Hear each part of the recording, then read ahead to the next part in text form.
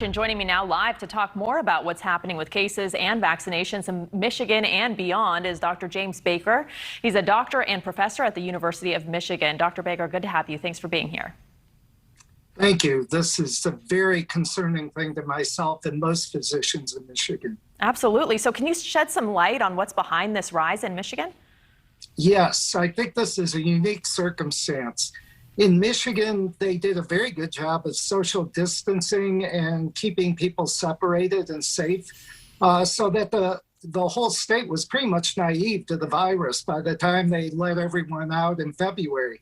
The problem is that at that point in time, the population was not immunized. They were fairly restricted. Anyone under 65 couldn't get the vaccine. In fact, my wife and many of my friends went down to Toledo to get vaccinated because they couldn't do it in Michigan.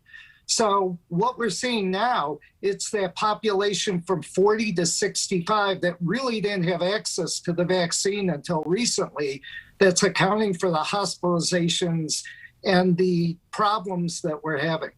And the shipments of the Johnson & Johnson vaccine, which is a single-dose shot, are expected to be down by 80% across the country next week. What does that mean for the big picture of the rate of vaccinations across the country? Well, we have quite a bit of both the Moderna and Pfizer vaccine.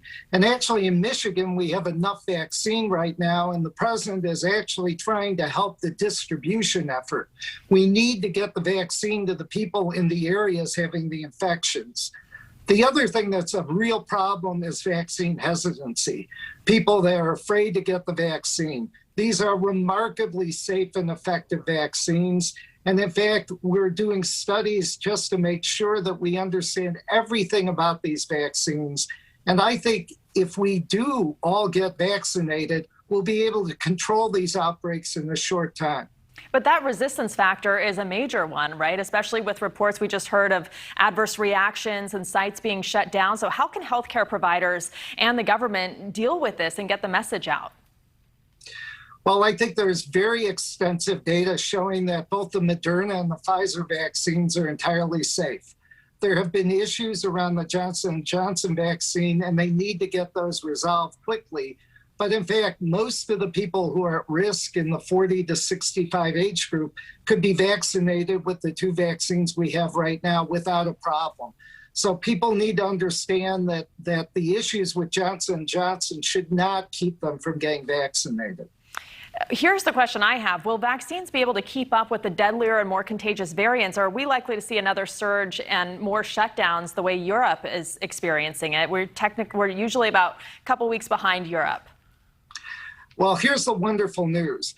There is good data from even South Africa, where the strongest variant has been isolated, that these vaccines, the RNA vaccines from Moderna and Pfizer, work extremely well in protecting people from the variants. And in fact, the biggest problem in Europe is they haven't been vaccinating people. So they have, again, a population that's totally at risk. If we can get everyone vaccinated, particularly with the Moderna and the Pfizer vaccines, we should be safe from all of the variants as well. As it becomes more accessible to a bigger population, do you recommend people under 18, under 16 start getting the vaccine? I think clearly once we get all the adults vaccinated, it makes total sense to vaccinate younger people, especially adolescents, as they go back to school in the fall.